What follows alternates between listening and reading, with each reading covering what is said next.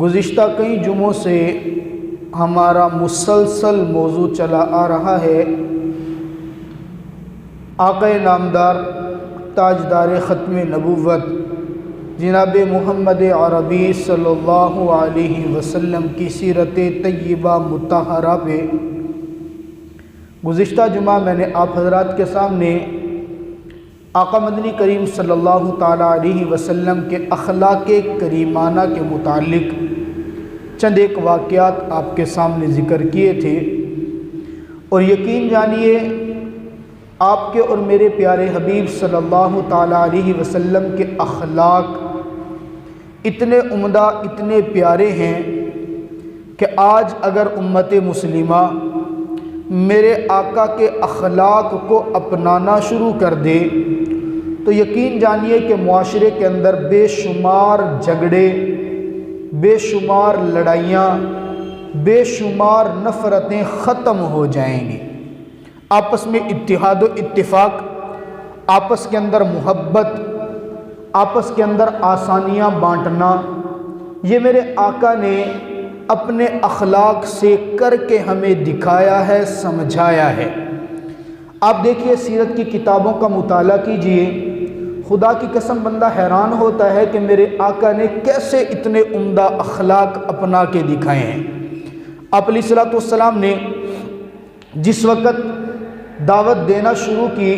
پیغام نبوت پہنچانا شروع کیا، مکہ کی گلیوں کے اندر، طائف کی گلیوں میں، آپ خدا کی قسم وہ واقعات پڑھیں، ایمان کے ساتھ محبت میں ڈوب کر واقعات آپ محبت سے پڑھیں اور آپ کی آنکھ سے آنسو نہ نکلے، یہ ممکن نہیں ہے۔ محمد عربی کائنات کے سردار ہیں، دونوں جہانوں کے بادشاہ، دونوں جہانوں کے مقصود کائنات ہیں۔ میرے اللہ نے جن کی وجہ سے کائنات بنائی ہے، طائف کی گلیاں اور مکہ کی گلیاں گواہ ہیں۔ میرے آقا اعلان نبوت کرتے چلے جا رہے ہیں، ایھا الناس قولوا لا الہ الا اللہ تفلحون، لوگو آؤ نہ میرے اللہ کے دربار میں آ جاؤ، میرے اللہ کو وحدہ لا شریک مان لو، کامیاب ہو جاؤ گے۔ مشرکین مکہ نے، رؤسائے مکہ نے میرے آقا کے پیچھے اوباش لڑکوں کو چھوڑ دیا۔ وہ اوباش لڑکے جو میرے آقا کو تکلیف دیتے، میرے آقا پر پتھر برساتے، میرے آقا کو لہو لہان کرتے، میرے آقا کے جسم سے خون نکلتا اور وہ خون نکل کر میرے آقا کے جوتوں مبارک کے اندر پہنچتا، لیکن قربان محمد عربی کے اخلاق پر سارا دن تو لوگوں کو میرے اللہ کی دین کی دعوت دیتے، اور جب رات کو مصلی کی پشت پر سوار ہوتے، وہ محمد عربی ہاتھ اٹھا کر دعا کیا کرتے تھے، اللہم اہدی قومی فإنہم لا یعلمون، اللہ یہ لوگ مجھے پہچانتے نہیں ہیں، اللہ یہ لوگ مجھے سمجھتے نہیں ہیں، اللہ یہ میری دعوت کو سمجھ نہیں سکے، اللہ یہ لا علم ہے، اللہ یہ کم علم ہے، اللہ یہ ہدایت پر نہیں ہے۔ میں محمد عربی تجھ سے دعا کرتا ہوں ان کے دلوں کے اندر ہدایت ڈال دے۔ اندازہ کریں یہ میرے آقا کے اخلاق، ہمیں کوئی گالی دے دے نا، برا بھلا کہہ دے، ہم سے وہ بھولی نہیں جاتی ہے۔ ہماری ذات کو کوئی نشانہ بنا دے، ہمیں یاد رہتا ہے، صدیاں گزر جاتی ہیں، ہم یاد رکھتے ہیں فلاں بندے نے فلاں موقع کے اوپر میری بے عزتی کی تھی جی،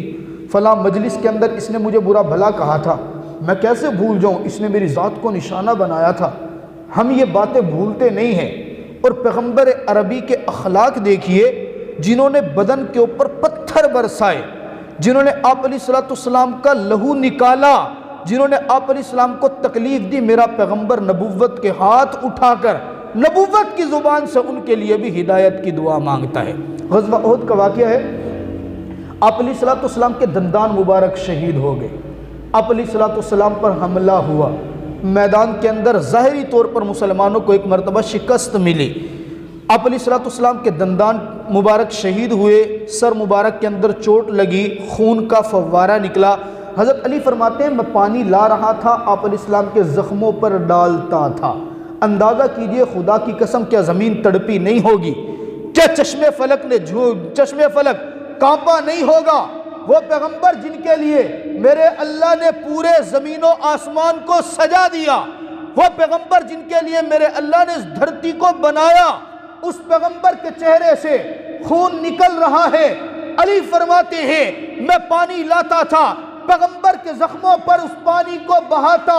اللہ میرے اس پیغمبر کے خون کو بند کر دیجئے، لیکن پیغمبر کے زخموں سے خون نکل رہا تھا۔ بالآخر میں نے ایک بوریا لیا، ایک ٹاٹ لیا، اس ٹاٹ کو جلایا، اس کی راکھ بنائی اور راکھ بنا کر پیغمبر کے زخموں پر رکھی تاکہ میرے پیغمبر کا خون تھم جائے۔ اتنی تکلیف، دندان مبارک زخمی ہو گئے۔ جب آپ علیہ السلام کا خون تھما، صحابہ کہتے ہیں میں نے درخواست کی آقا آپ کی تو یہ کافر، یہ جو مشرکین ہیں جو جنگ کرنے کے لیے ہے، یہ آپ کی ایک بد دعا کی مار ہیں، آپ ایک مرتبہ ہاتھ اٹھا کے رب سے دعا تو کر دینا،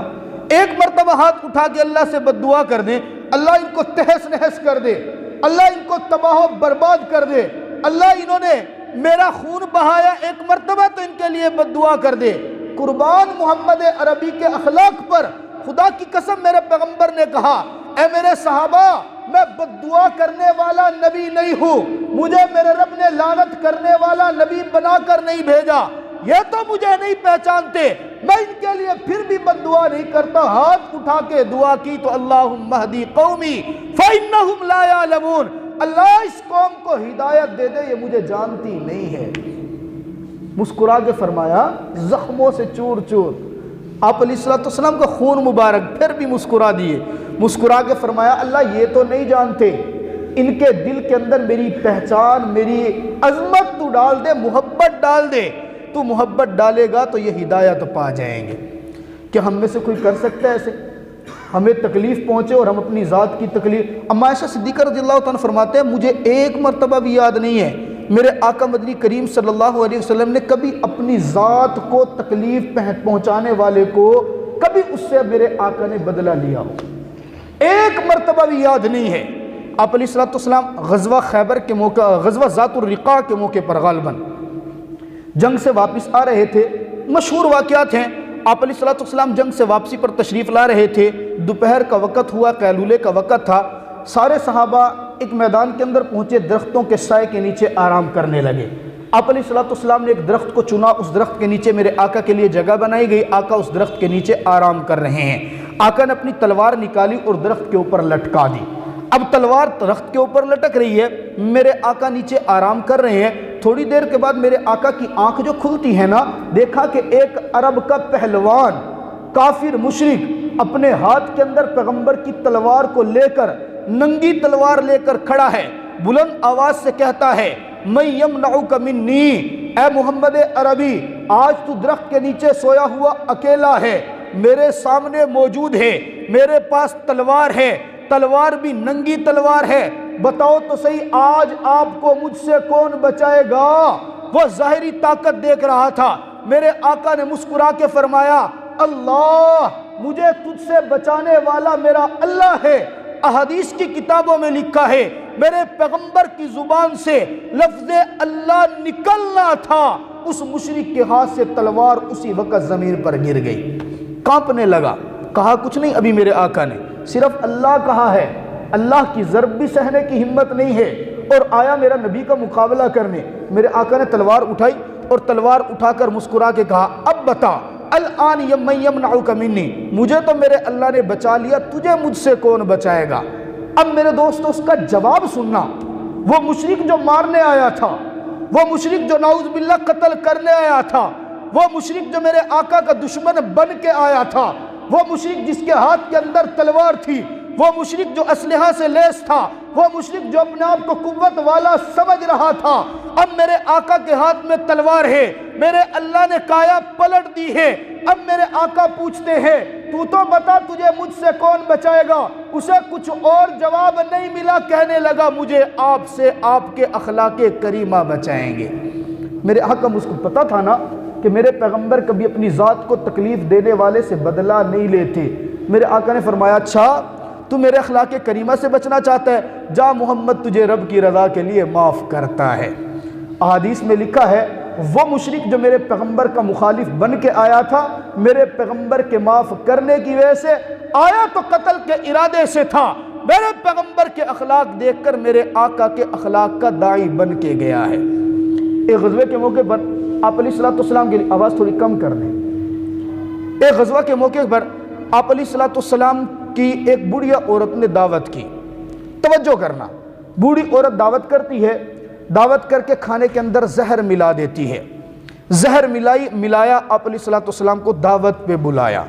آپ علیہ السلام دعوت پہ چلے گئے، کھانے کے ایک لقمہ توڑا، منہ کے اندر ڈالا، نگلا۔ آپ علیہ السلام کو محسوس ہو گیا کہ اس کے اندر زہر۔ دوسرا لقمہ توڑا تو میرے اللہ نے اس گوشت کو زبان دے دی۔ گوشت نے بول کر بتایا آقا مجھے نہ کھائیے، میرے اندر زہر ملایا گیا۔ آقا نے لقمہ رکھ دیا۔ بوڑھی عورت کو بلایا، تو نے میری دعوت کی، میرے کھانے میں زہر ملایا ہے۔ عورت پریشان ہوگی کہ میرے علاوہ تو اس راز کو جانتا کوئی نہیں تھا،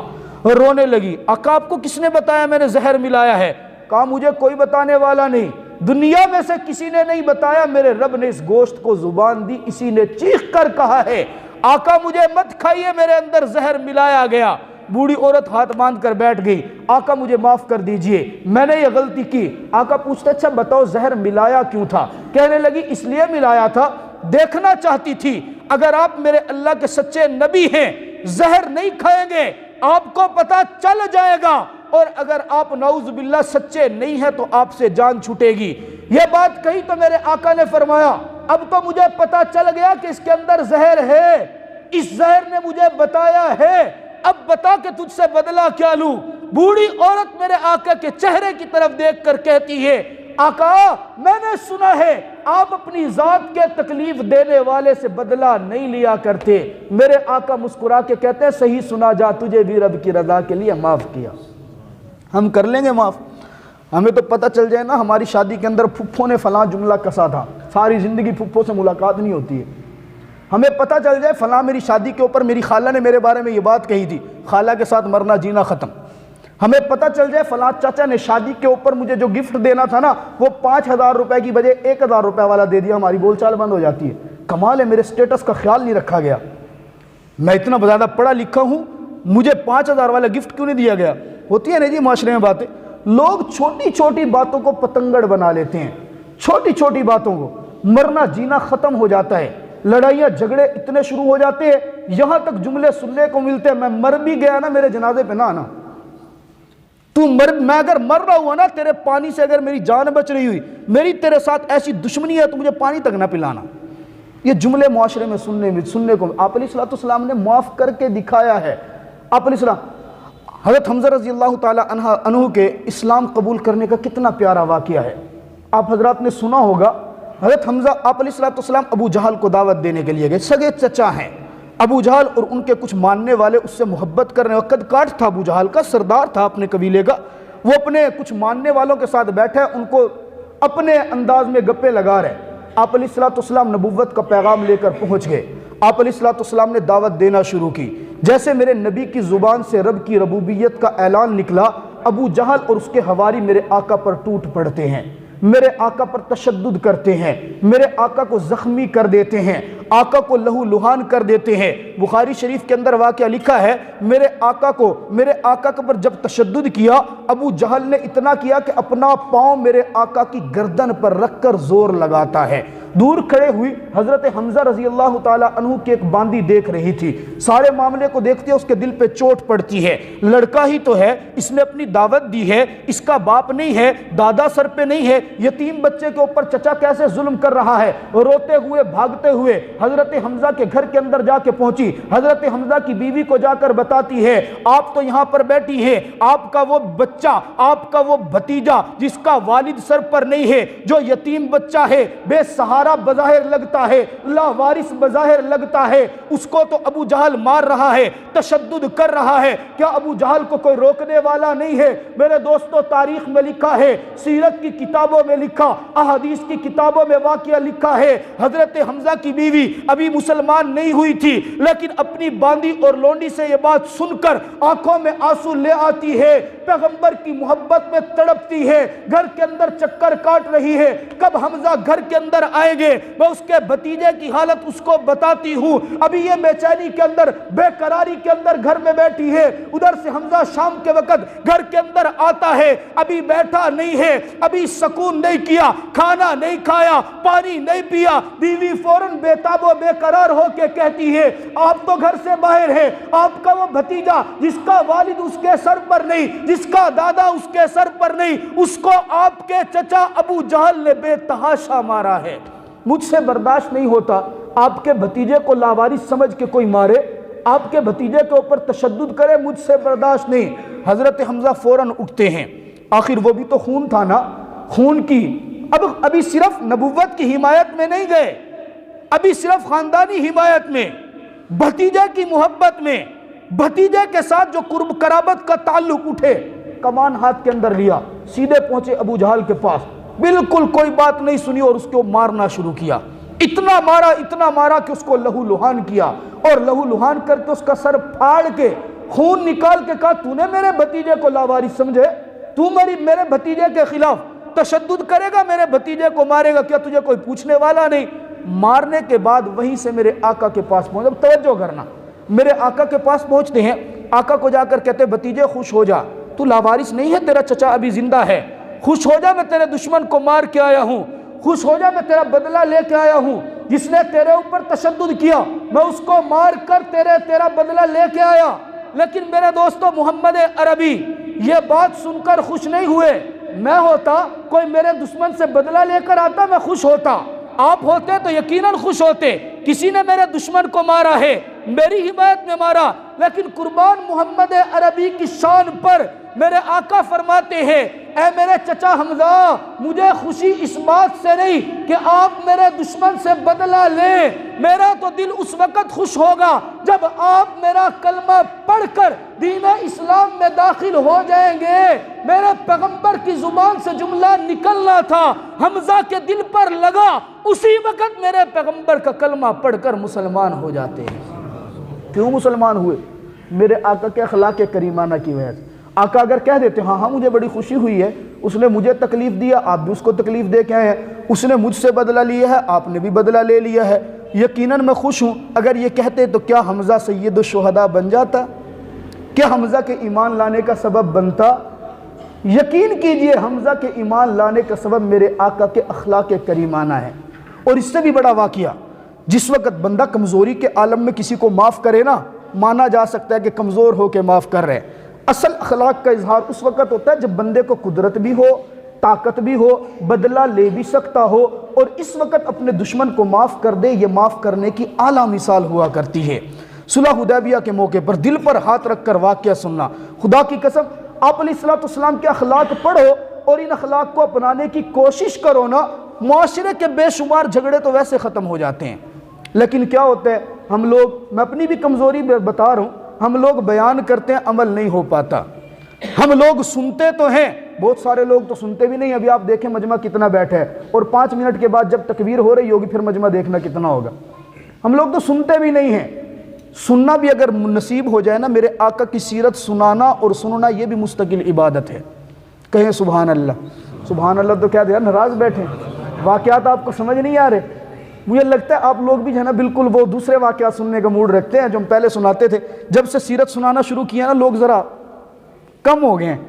جب سے سیرت سنانی شروع کیا تو لوگ ذرا ایسے بیٹھتے ہیں جیسے کسی نے مار کے بٹھایا، حشاش بشاش بیٹھے، محبت سے میرے آقا کی سیرت سنے، پیغمبر کی سیرت سنا رہا ہوں۔ آپ علیہ السلام صلح حدیبیہ کے وہ قوت ہے، طاقت ہے، فتح مکہ کے موقع میں مکہ فتح کر لیا، مکہ کے اوپر حکومت ہے، میرے آقا آتے ہیں، عثمان بن طلحہ کعبہ کا متولی ہے،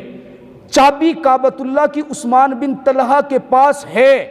میرے آقا عثمان بن طلحہ کو بلاتے ہیں، عثمان بن طلحہ ادھر آ، عثمان بن طلحہ آ گیا، میرے آقا کے ساتھ میرے آقا کے جانثار صحابہ کھڑے ہیں، جرت کے ساتھ، بہادری کے ساتھ، طاقت کے ساتھ کھڑے ہیں۔ آقا فرماتے عثمان بن طلحہ مجھے ذرا چابی دے۔ عثمان نے چابی نکال کے میرے آقا کے ہاتھ پہ رکھی، آقا نے کعبۃ اللہ کھلوایا، کعبۃ اللہ کے اندر گئے، جا کر میرے رب کی نماز ادا کی، نوافل ادا کیے، شکرانے کے طور پر رب کو راضی کیا، عبادت کی، عبادت کر کے کعبۃ اللہ سے باہر نکلے۔ اب میرے دوستو ہر ایک صحابی دل کے اندر خواہش ہے، آج میرے آقا نے عثمان بن طلحہ سے چابی دے دی ہے، لے لی ہے، ابو بکر چاہتے ہیں کعبہ کا متولی مجھے بنا دیا جائے، عمر چاہتے ہیں کعبہ کا متولی مجھے بنا دے، علی چاہتے ہیں شاید یہ ذمہ داری اللہ مجھے دلوا دے۔ ہر ایک صحابی کے دل میں خواہش ہے کعبہ کی خدمت کرنے کا موقع ہمیں مل جائے، لیکن قربان پیغمبر تیری فراست اور تیرے اخلاق